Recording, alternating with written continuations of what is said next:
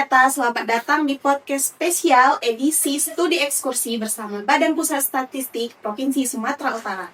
Telah hadir bersama saya saat ini Bapak Azam Saputra, FST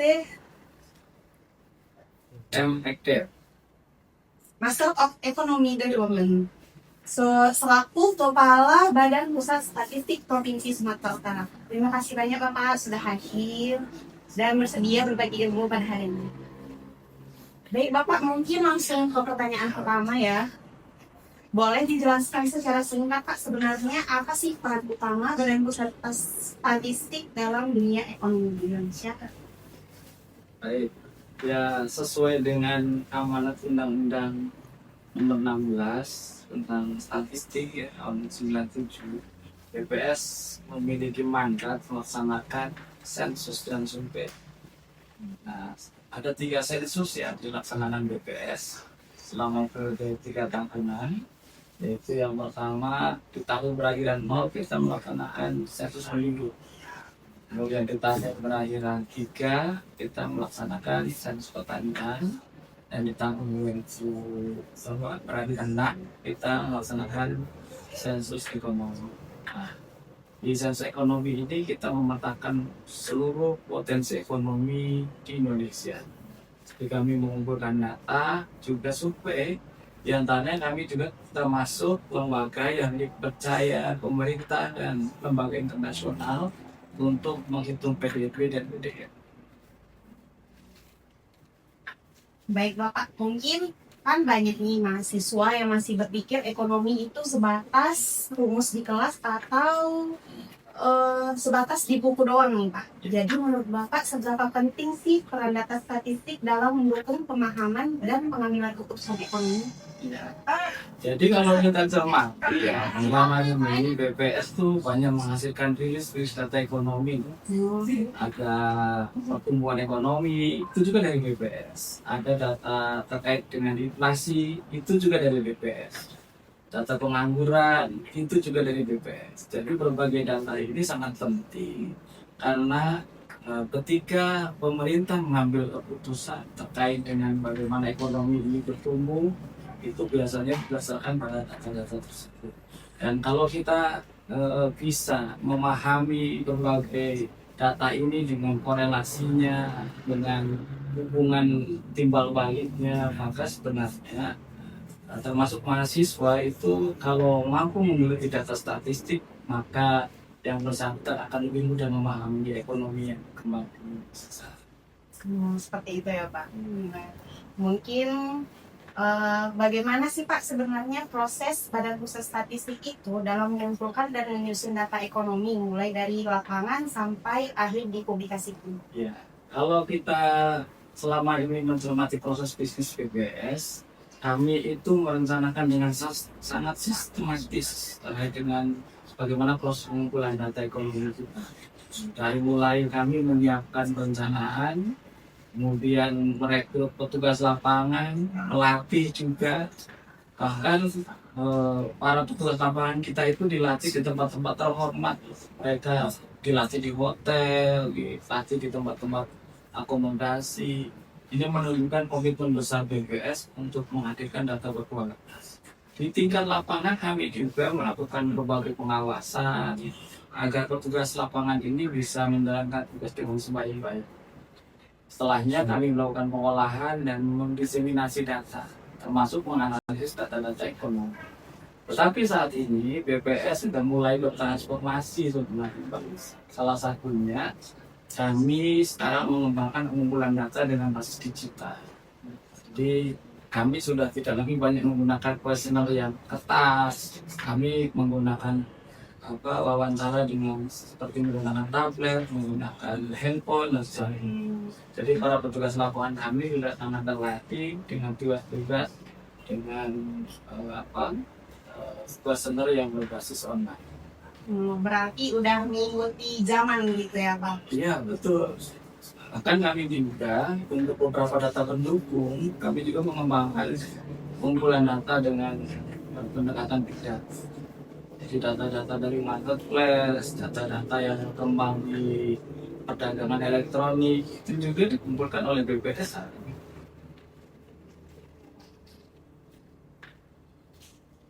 Mungkin terkait keperluan riset atau skripsi nih Pak, bagi kami seperti mahasiswa yang ada, data apa saja sih yang bisa kami manfaatkan dari Badan Pusat Statistik dan bagaimana sih cara mengaksesnya?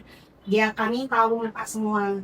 Ya, kalau mahasiswa ingin mendalami misalnya baik skripsi, tesis, ya, kami sebenarnya sudah menyediakan berbagai data yang ada di website BPS. Jadi website BPS Sumut itu sekarang sangat interaktif, mudah memperoleh berbagai data yang dibutuhkan karena kategorinya sudah mengikuti dengan kemajuan zaman sekarang. Jadi para mahasiswa nggak perlu ragu berkunjung ke website BPS Sumut. Bahkan kami juga punya portal yang dalam bentuk aplikasi Alusi. Di situ kita memberikan layanan di semua hal, baik terkait dengan ketersediaan data melalui web. Kami juga memberikan ruang konsultasi lewat aplikasi Silasti, dan kami juga bisa memberikan rekomendasi statistik nih bagi mahasiswa yang pengen surveinya memiliki standar seperti UPS. Oh, jadi mahasiswa nggak perlu datang ke kantor langsung ya Pak, udah ada websitenya. Betul, jadi kami juga bisa memberikan layanan online, tapi kalau ingin datang ke pelayanan statistik terpadu kita juga kami sangat terbuka. Bahkan sekarang wajah baru PST-nya BPS Sumut sudah ya mengikuti keinginan zaman, terutama para mahasiswa yang pengen dapat data dengan asik, kongko-kongko, bisa minum teh, kopi gratis. Oke, baik Pak. Jadi untuk mahasiswa yang semester akhir nih boleh datang langsung ke kantor Provinsi Sumatera Utara ya teman-teman. Kalian akan diterima dengan lapang dada di sini. Jadi pertanyaan selanjutnya nih Pak, di era informasi seperti sekarang ini kan Pak, apa sih tantangan terbesar Badan Pusat Statistik dalam menjaga validitas data, apalagi dengan maraknya hoax dan data yang simpang siur? Ya, kami juga terus berbenah, terutama dari sisi SDM. Lebih dari 50% sekarang dari BPS itu gengsi. Ya, Cara pandang mereka itu sangat melompat jauh dibandingkan dengan generasi saya misalnya. Jadi pengelolaan SDM yang berbasis anak-anak muda ini tentu salah satunya adalah upaya kami untuk mentransformasi pelayanan yang lebih mendekati dengan kebutuhan saat.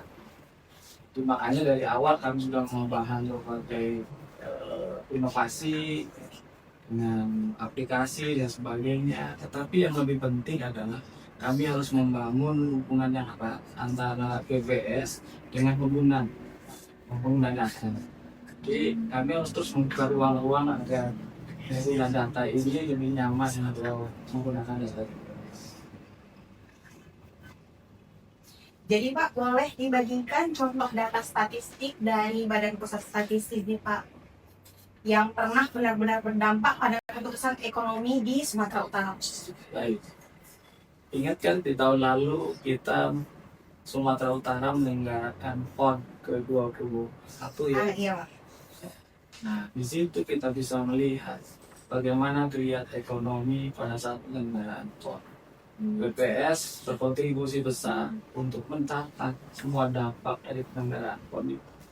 Kami pada pertumbuhan ekonomi, rilis pertumbuhan ekonomi triwulan ketiga saat itu di tahun 2024 mencatat pertumbuhan yang signifikan Sumatera Utara 5,21%. Ini pertumbuhan yang tertinggi selama setelah pandemi COVID-19. Luar biasa Pak, berarti Betul. pencapaian, suatu pencapaian. Iya. Jadi apa yang dilakukan pemerintah provinsi dan masyarakat Sumatera Utara ketika menyelenggarakan PON ya, dengan berbagai dinamikanya, banyak tantangan di sana sini, ya, venue yang belum selesai dan sebagainya, tapi ternyata dampaknya besar sekali ke ekonomi. Serapan tenaga kerja kita juga sangat bagus, pertumbuhan ekonomi kita melejit, bahkan dalam kurun 6 bulan tersebut kami mencatat terjadi penurunan tingkat kemiskinan secara signifikan. Saat itu angka kemiskinan kita turun itu setara dengan periode hampir 5 tahun. Jadi dalam waktu 6 bulan penurunan kemiskinan Sumatera Utara pada saat pasca penyelenggaraan PON itu mampu menurunkan kemiskinan setara dengan periode penurunan kemiskinan 5 tahun. Jadi betapa dahsyatnya penyelenggaraan event besar di Sumatera Utara. Wah, luar biasa ya teman-teman. Dalam waktu 6 bulan, tingkat ekonomi di Sumatera Utara ya Kak, makin menaik. Ya. Luar biasa, luar biasa. Jadi mungkin mulai dari tantangan dan contoh dampaknya sudah diberitahukan oleh Bapak. Dan mungkin yang terakhir nih Pak, apa sih pesan atau harapan Bapak untuk generasi muda, khususnya mahasiswa seperti saya, dalam menggunakan dan memahami data statistik dengan bijak Pak? Ya, jadi kan sekarang dunia kita beririsan dengan dunia media sosial. Banyak hoax di sana sini, banyak berita-berita yang tidak berdasar. Maka sebaiknya Gen Z, para mahasiswa itu harus lebih dekat mengungkap fakta. Fakta yang paling mudah ditemukan adalah lewat data. Semakin kita mempelajari banyak data, semakin kita bisa memegang fakta yang sebenarnya. Jadi janganlah mempercayai kebenaran baru, kebenaran yang selalu dibentuk dari framing, dari opini, dari berbagai influence yang bergerak di media sosial. Tapi percayalah dengan kita mempelajari. Situlah fakta harus. Wah, luar biasa ya teman-teman obrolan barusan. Jadi kita semakin sadar kalau ekonomi tanpa data itu ibarat kompas tanpa arah.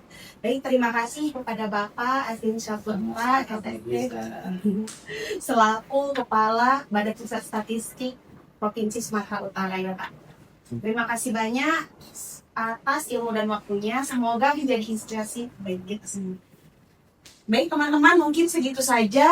Terima kasih. Dan sampai jumpa di episode berikutnya. Ingat ya, ekonomi itu nggak cuma teori, tapi juga umum data. Saya Nurhani Srega, pamit undur diri. Wassalamualaikum warahmatullahi wabarakatuh. Bye.